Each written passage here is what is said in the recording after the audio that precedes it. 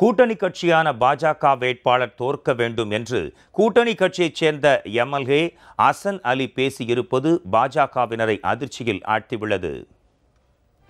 ராமநாதபுரம் மக்களவை தொகுதியில் பாஜக சார்பில் நயினார் நாகேந்திரன் போட்டியிடுகிறார். திமுக கூட்டணியில் இந்த தொகுதி இந்திய யூனியன் முஸ்லீம் லீக் கட்சிக்கு ஒதுக்கப்பட்டுள்ளது.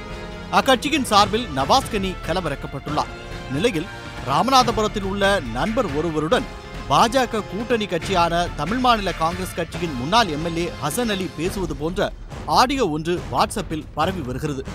அதில் கூட்டணி கட்சியான பாஜக வேட்பாளர் தோற்க வேண்டும் என்று ஹசன் அலி பேசியிருப்பதாக கூறப்படுகிறது. இது பாஜகவினரை கடும் அதிர்ச்சியில் ஆழ்த்தியுள்ளது. பாஜக கூட்டணியில் சேர வேண்டாம் என்று தலைவர் வாசனிடம் சொன்னேன், ஆனால் அவர் கேட்கவில்லை.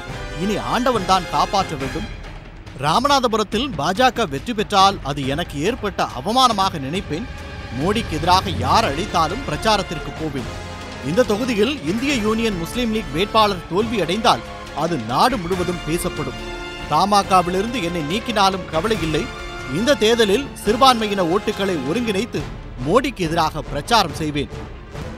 ராமநாதபுரத்தில் முஸ்லீம் லீக் வேட்பாளர் வெற்றி பெற பாடுபடுவேன் என்றெல்லாம் அவர் கூறியதாக கூறப்படுகிறது. கூட்டணி கட்சியான தமாகவின் நிர்வாகி ஹசன் அலி இவ்வாறு பேசியிருப்பது அதிமுக கூட்டணிக்குள் சலசலப்பை ஏற்படுத்தியுள்ளது.